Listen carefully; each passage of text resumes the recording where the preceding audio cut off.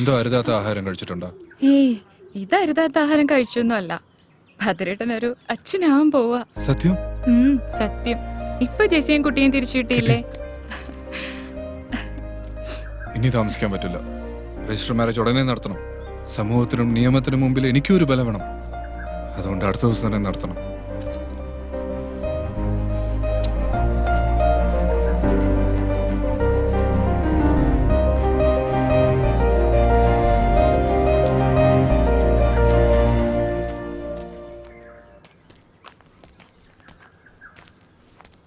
ആ തിരുവേനി ഒരു രജിസ്റ്റർ ഉണ്ട്, ഒന്ന് ഒപ്പിട്ടോളൂ. ശരിയെന്ന്.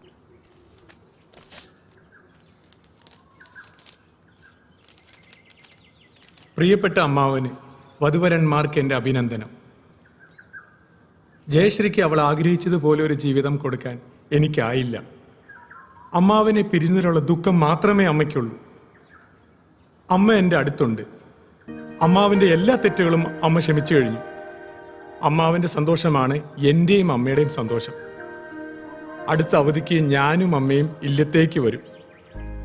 ഫോൺ വിളിച്ചാൽ എടുത്തില്ലെങ്കിലോ എന്ന് കരുതിയാണ് കത്തയക്കുന്നത് എന്ന് സ്വന്തം അനന്തരവൻ വിഷ്ണു.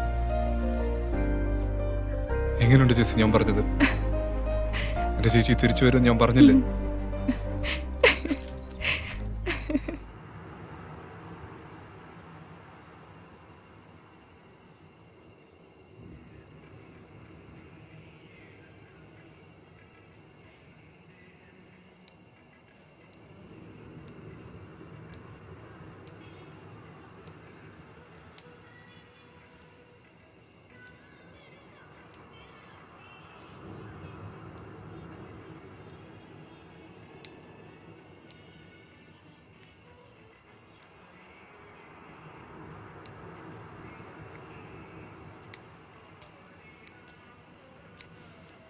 ആ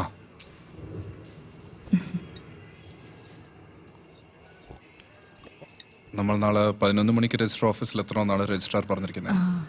11:30 നമ്മളുടെ കല്യാണം നടക്കും. അവിടെ നിന്ന് നമ്മൾ നേരെ ഗുരുവായൂർക്ക് പോകും. പിന്നെ അവിടെ നിന്ന് കൊടൈക്കനാൽ. അങ്ങനെ നമ്മളുടെ മധുവിധു തുടങ്ങും.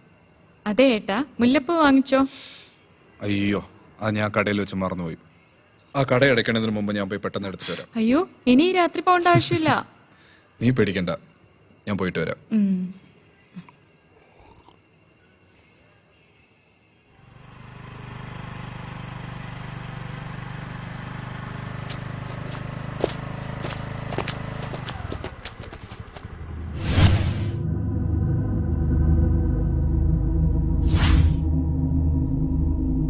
ആരുടെ നീക്ക് വഴിമാറടാ.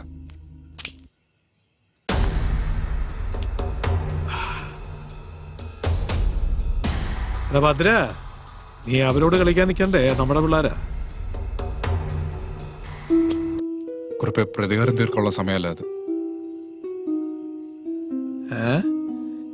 എടാ, നീ വിഷ്ണുവിന്റെ ഭാര്യയെ വെപ്പാട്ടിയായിട്ട് വെക്കുന്നവരെ ഞാൻ അറിഞ്ഞായിരുന്നു കേട്ടോ. പക്ഷേ നീ അവളെ കെട്ടാൻ പോകുന്നവരെ ഞാൻ ഇപ്പോഴാണ് അറിഞ്ഞത്. നല്ല കാര്യമാ. എടാ, ഞാൻ പരോളിൽ ഇറങ്ങിയതേ നമ്മൾ തമ്മിലൊന്ന് കാണാൻ വേണ്ടിട്ടാ. ഇറങ്ങി വാടാ ചേറ്റേ.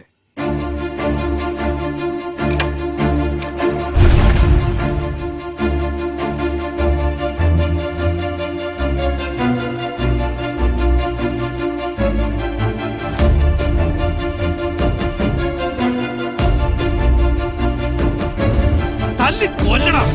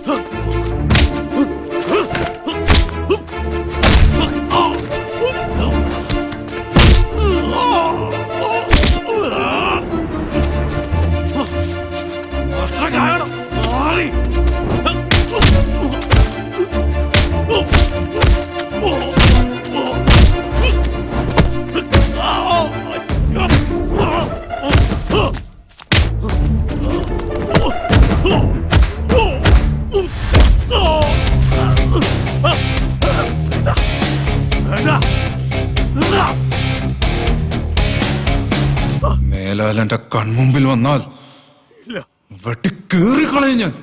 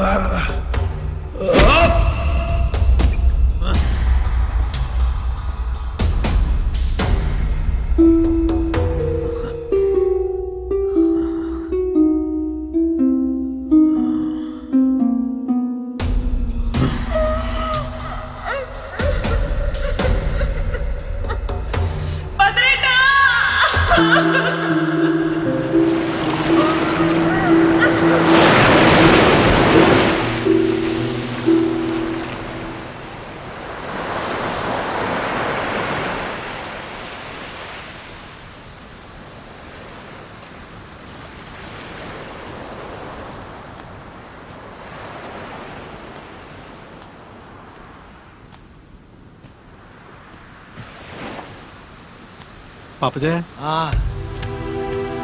ആ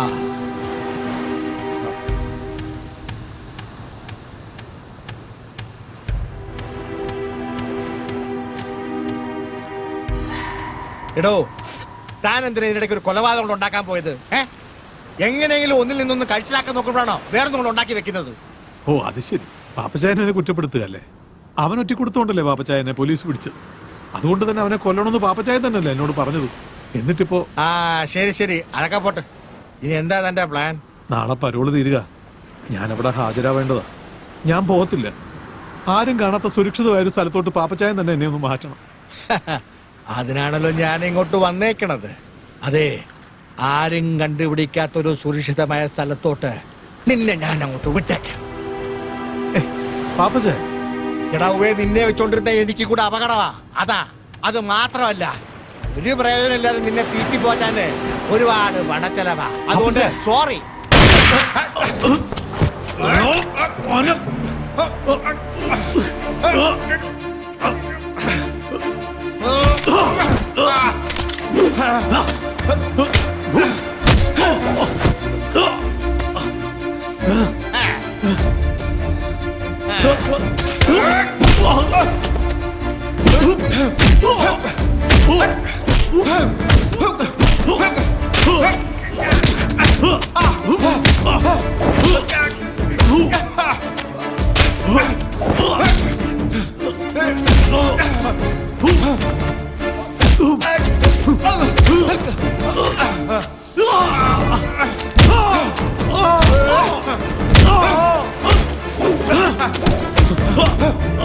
Oh!